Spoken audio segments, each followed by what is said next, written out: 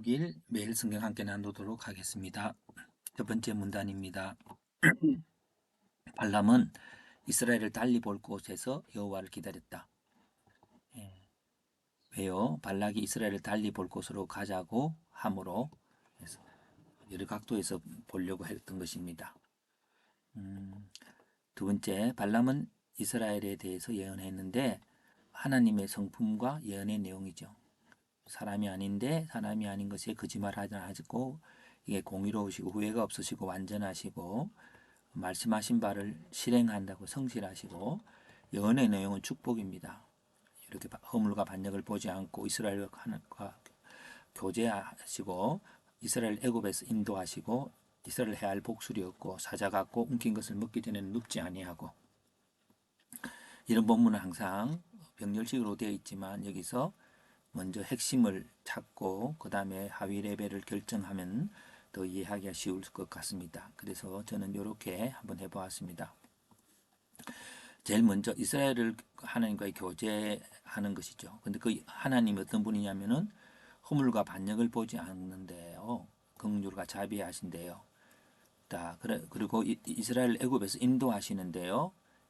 어떻게 인도하시냐면은 요에 대한 설명을 하면서 요 전체를 다시 하나님의 위대한 승리의 역사가 사자 같고 움킨 것을 먹기 전에 눕지 않아야 하는 사자 같고 반드시 승리하고 이스라엘 해야 할 복술이 없다고 그 강력함에 그 강한 것이죠. 그래서 그 긍휼과 자비라고 한다면은 이게 허물과 반역을 보지 않은데 여기서 이걸 다시 한번 더 패턴을 해봅니다. 이 앞부분을 가지고 끌어다 놓았는데요. 이 앞부분을 가지고 근데 긍휼과 자비가 이제 사람이 아니심으로 요 부분도 공의와 완전하고 성실하심과 함께하는 긍휼과 자비이지요. 예. 자, 그러면 여기서 이 공의라고 하는 인간의 공의라고 하는 그것은 뭐 똑바로 하고 안 하고 예전에는 오늘 본문과 긍휼과 자비라고 하는 코드로 한번 읽어본다면은 예, 자비를 공의로 자비하심 자체를 공의로 하고요. 그리고 자비하심에 성실하시고 영원히 자비하시고 그래 이런 부분들로 다시 이제 해석해 볼 수 있습니다. 그래서 이제 요거 전체적으로 이 본문을 가지고 또 하나의 주제를 찾으시면 어떻게 될까요? 어떻든 이 본문이 여러 가지 흩어져 있을 때는 다시 전체적인 본문을 전체 요약을 한번 해보려고 합니다. 발람은 이스라엘을 어떻게 생각할지를 제사를 드리면서 보게 됐고요. 그리고 그것에서 이제 특별히 하나님과 교제하는 이스라엘. 근데 그 하나님이 긍휼과 자비하신 하나님과 교제하시는 이스라엘. 자, 이렇게 되어집니다. 그래서 전체 요약을 한번 해볼까요?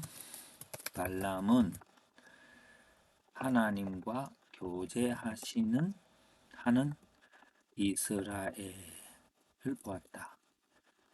어떤 이스라엘이 축복된 어떤 하나님과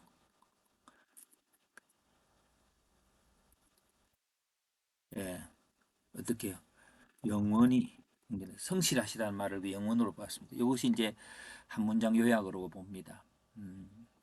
그리고 그렇다면은 교제 이스라엘을 보았다. 그 하나님 이스라엘과 교제하시는 하나님.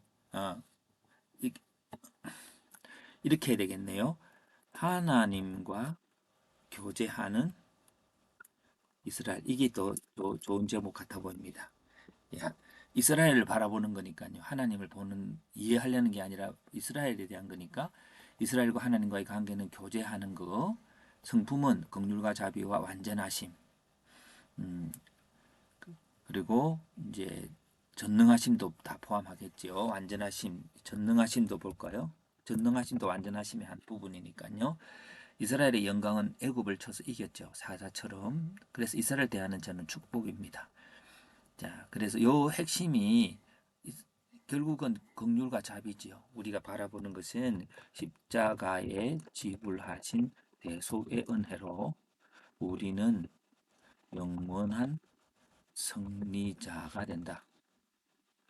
예, 이렇게 우리가 생각할 수 있죠. 결국은 바울이 말한 대로 내 은혜 안에서 강하라고 하는 말은 우리가 약한 점이 있지만 항상 하나님께서 긍휼하시기 때문에 약함과 상관없는 거죠. 오늘 본문에 있는 대로 그들이 약할지라도 이게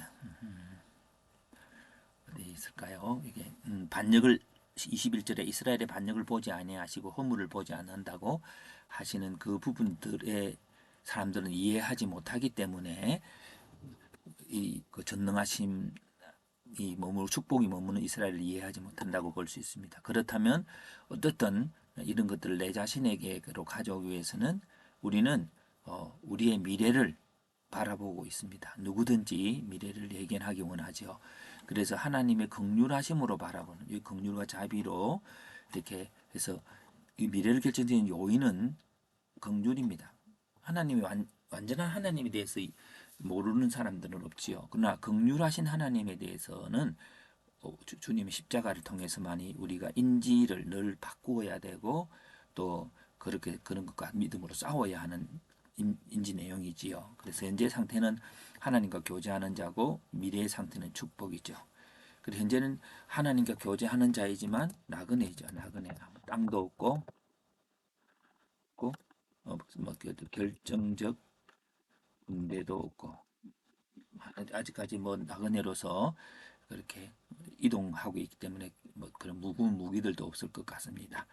자, 오늘 미래가 어떨까요? 예, 언제나 주님의 은혜로 늘 사자처럼 어느 누구도 이길 수 없는 사자처럼 여러분 인생이 예, 물 그 주님 예배를 통해서 바라볼 수 있기를 바랍니다.